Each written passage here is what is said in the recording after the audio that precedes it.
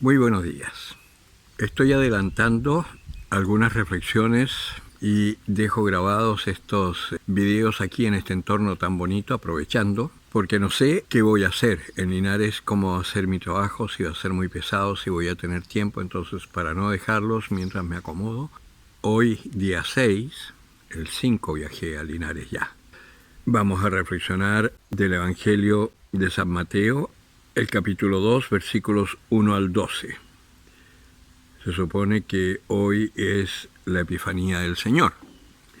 Nacido Jesús en Belén de Judea en tiempos del rey Herodes, unos magos que venían del oriente se presentaron en Jerusalén diciendo: ¿Dónde está el rey de los judíos que ha nacido? Pues vimos su estrella en el oriente y hemos venido a adorarle. En oyéndolo, el rey Herodes se sobresaltó y con él toda Jerusalén. Convocó a todos los sumos sacerdotes y escribas del pueblo y por ellos se estuvo informando del lugar donde había de nacer el Cristo. Ellos le dijeron: en Belén de Judea, porque así está escrito por medio del profeta: y tú, Belén, tierra de Judá, no eres la menor de entre los principales clanes de Judá, porque de ti saldrá un caudillo que apacentará a mi pueblo Israel.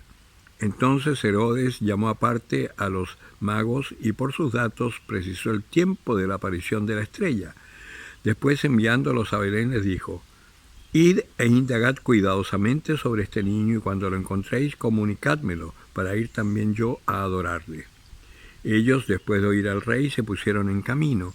Y he aquí que la estrella que habían visto en el oriente iba delante de ellos hasta que llegó y se detuvo encima del lugar donde estaba el niño. Al ver la estrella se llenaron de inmensa alegría. Entraron en la casa, vieron al niño con María su madre y postrándose le adoraron. Abrieron luego sus cofres y le ofrecieron dones de oro, incienso y mirra. Y avisados en sueños de que no volvieran donde Herodes, se retiraron a su país por otro camino. Palabra del Señor. Esta lectura a mí me encanta y esta traducción me encanta, que es la Biblia de Jerusalén, porque tiene las palabras exactas y no cambia nada. Pero hay algunas cositas que tenemos que aclarar. Efectivamente, se pensaba que en el Oriente lo que ellos conocían como ciencia, para nosotros era magia. Entonces, las primeras traducciones de la palabra sabios, cuando se hicieron las traducciones occidentales de la Escritura, se habló de magos. Pero eran en realidad doctores sabios del Oriente y además reyes.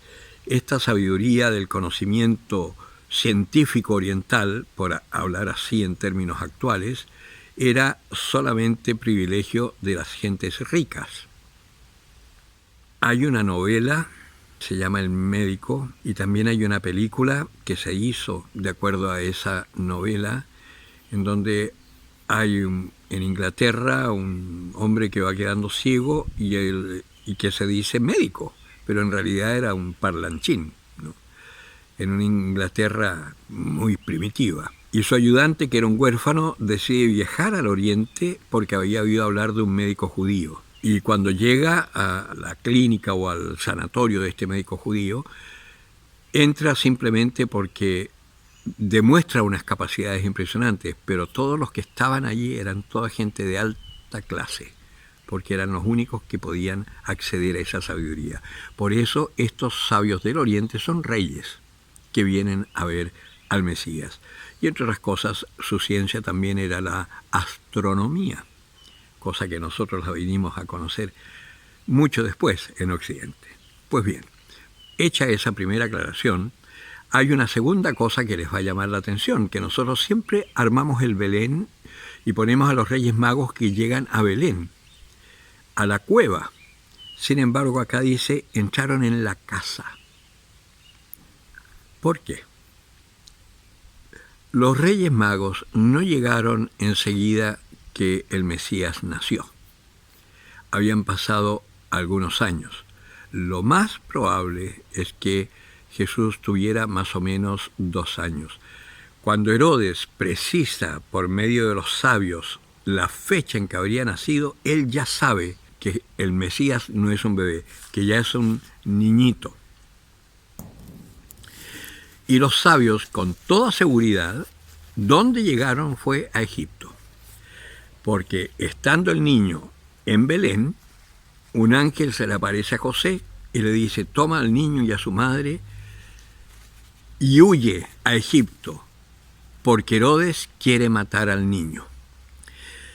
Lo que se demoraron los magos en llegar a Israel y lo que se demoraron en llegar a donde estaba José con María y el niño en Egipto, más o menos se calcula que fueron un par de años. Y es por eso que también tiene sentido que Herodes, cuando se enfurece al ver que los magos lo engañaron y no volvieron a decirle dónde estaba el niño, porque lo quería matar, porque se suponía que nacía el auténtico rey de Israel y él era uno colocado por el establishment del mundo, vamos a decir así, como hoy se habla de estas teorías conspirativas, fue colocado por el Club Bilderberg o por Soros o por Bill Gates en el poder, ¿eh? Como lo van a hacer con el nuevo orden mundial, si es que es una realidad eso que se habla. Herodes no era del linaje de David, por lo tanto no podía ser rey de Israel. Estaba puesto allí porque era amigo de los romanos, en fin. Y por eso es que manda matar a todos los niños de 2 años para abajo, para asegurarse que así el verdadero rey de Israel moría. Y por eso en Ramá, que fue la matanza mayor, se oye un grito que es Raquel, que llora porque han matado a su hijo y no quiere ser consolada, que es la famosa matanza de los inocentes, que es el Día de los Inocentes que se celebra el 28 de diciembre. Pues acá estamos frente a esta presencia de los sabios de Oriente, que litúrgicamente y que teológicamente es muy importante, porque significa que nosotros que vivimos tan separados de toda la cultura oriental, el Mesías es un Mesías universal, no es solamente una cosa nuestra. Y las culturas de Oriente también han de ser iluminadas por la verdad del Dios único y verdadero. En el Oriente todavía quedan muchas tradiciones de otros dioses, Egipto mismo. Aunque en Egipto hoy predomina la religión islámica, de todas maneras queda mucho culto a los dioses faraónicos, Horus, Isis, Osiris, etc. Y no digamos nada en la India, que en la India hay más de 6.000 dioses distintos.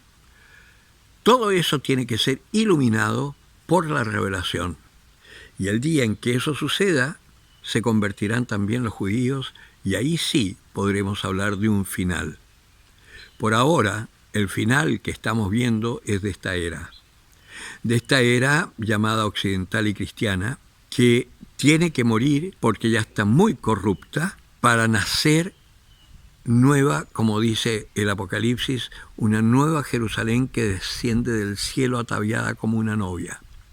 Vale decir, surge una iglesia de este pequeño resto que hablaba el Papa Benedicto XVI, que espero que podamos decir San Benedicto XVI dentro de poco, este pequeño resto que permanece incontaminado, firmes en la fe para hacer luz para las naciones.